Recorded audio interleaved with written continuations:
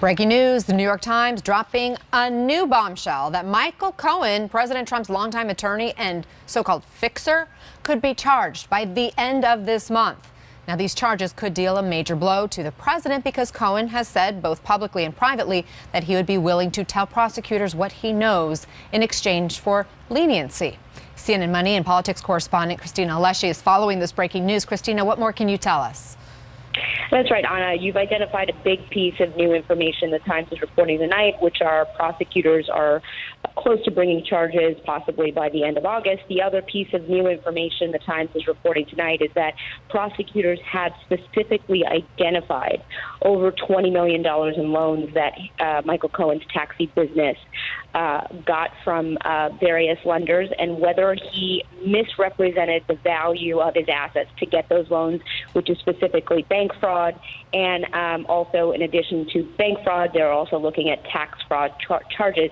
Now, just to put some context on this, the bank and tax fraud allegations, those have been circling around Cohen since the FBI raided his home and office. My colleagues at CNN have been reporting on those details. Since at least April, we've known that prosecutors were interested in Cohen's taxi medallion business. We also knew that prosecutors were looking at Cohen's lenders. The New York Times, in tonight's story, names two of them, Sterling National Bank and Melrose Credit Union. They happen to be lenders who work with taxi medallion businesses. And CNN also reported that prosecutors had subpoenaed Michael Cohen's accountant. Now, what we're going to see probably over the next couple of days is both the administration and the Trump organization where Michael Cohen worked, they're probably going to try and distance themselves from Michael Cohen and from these charges. The Trump organization is going to say that, you know, they knew nothing about Michael Cohen's taxi business and that it didn't have anything to do with the president's business. And it's going to be harder for the White House, however, to distance itself from Michael Cohen if prosecutors go ahead and move forward with the other charges, which are connected to, you know, silencing women who had alleged affairs with the president. All right, Christina Alessi, thank you for bringing us that report. Let's bring back our attorneys to get their reaction. Jim Schultz, Randy Zalin. Jim, I'll start with you. Is this a problem for the president?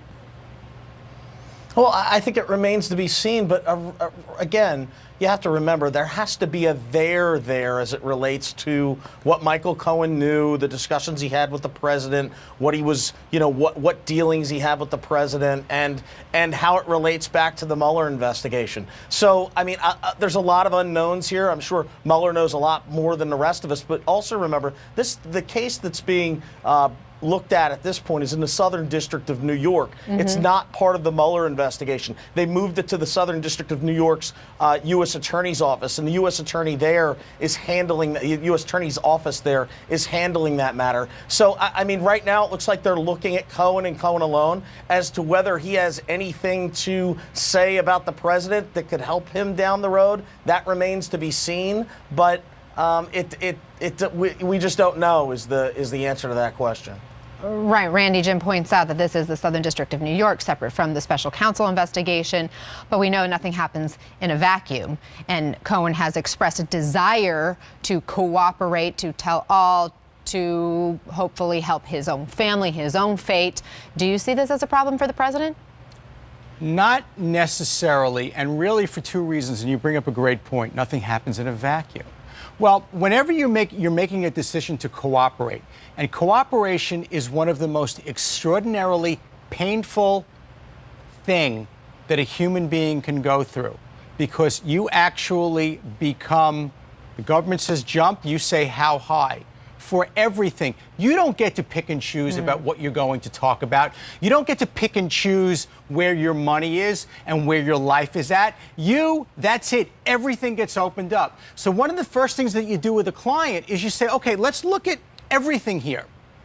With bank fraud, if that's what Mr. Cohen is actually looking at, 20 million sounds scary, but everything is about the sentencing guidelines. His sentencing guidelines probably come out to around 5 years on his possibly worst day.